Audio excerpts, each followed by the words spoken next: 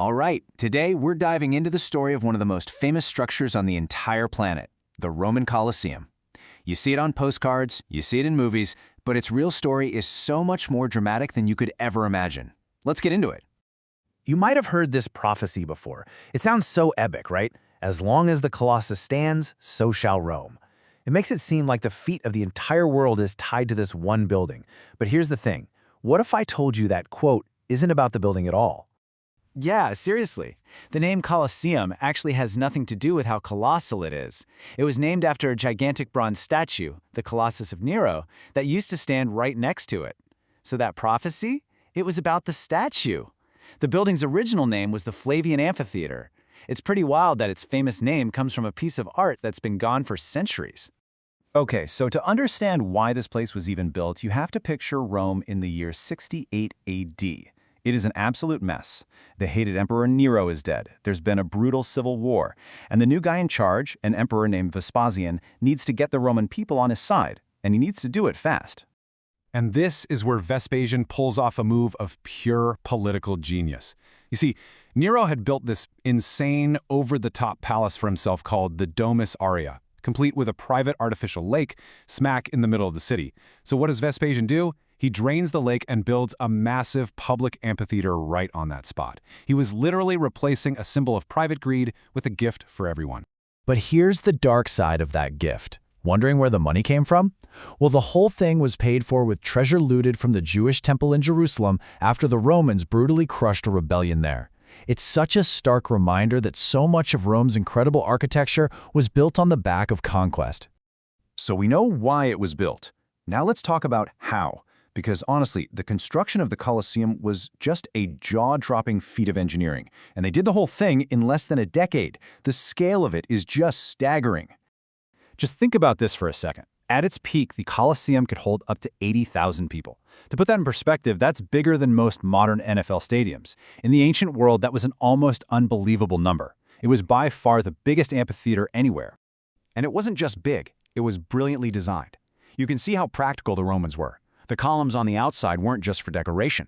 They used the strongest, simplest Doric columns on the ground floor to handle all the weight. Then, as you go up, they get a little fancier. Ionic on the second level, and the most decorative Corinthian ones at the very top. It's the perfect blend of muscle and beauty. And the innovations just kept coming. I mean, this was a completely freestanding building, not dug into a hillside like the older Greek theaters. It had 80 entrances, they were called vomitoria, that were so efficient they could get all 80,000 people out in just a few minutes. And get this, they even had a massive retractable awning called a velarium that sailors would operate to give the crowd some shade. This was seriously high tech for the first century. Of course, all of that incredible engineering served a very specific and very brutal purpose: to put on the biggest, bloodiest public shows the world had ever seen. For more than 400 years, the Colosseum was the absolute center of the entertainment universe. The numbers involved they're hard to even get your head around. When the arena first opened, the inaugural games went on for 100 days straight. During that time, something like 9,000 wild animals were killed. Just a few decades later, another emperor held games featuring 10,000 gladiators. The sheer scale of the slaughter is almost impossible to comprehend. But, these games couldn't go on forever. As the Roman Empire started to weaken and people's tastes began to change, the era of the Great Games started to wind down. The last official gladiator fights happened around 435 AD. And then, almost 100 years later, in 523, the last of the animal hunts took place. And that was it. The show was over. And for those 4 centuries, the variety was just incredible. It wasn't just gladiators. You could see elaborate hunts with exotic animals brought in from all over the empire. In the very beginning, they actually flooded the arena floor to stage mock naval battles. Can you even imagine? On top of that, you had public executions, reenactments of historical battles, even plays based on myths. It was a full day of spectacle, from gory to grand. So, what happens to the greatest stadium in the world when the empire that built it collapses and the games stop?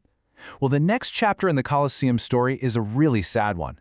It's a story of abandonment, decay, and straight-up destruction. This is probably the most shocking part of its history. After it was damaged by a few earthquakes and basically abandoned, nobody looked at it as a priceless monument. Nope, they saw it as a giant free hardware store. For centuries, the Colosseum became Rome's biggest quarry. People just came and stripped it for parts. And you will not believe where those parts ended up. The stone and marble from the Colosseum were used to build some of Rome's other most famous buildings. We're talking about huge landmarks like St. Peter's Basilica and the Palazzo Venezia. The city was literally cannibalizing its own past to build its future. So next time you see a picture of the Colosseum, look at all those little holes all over it.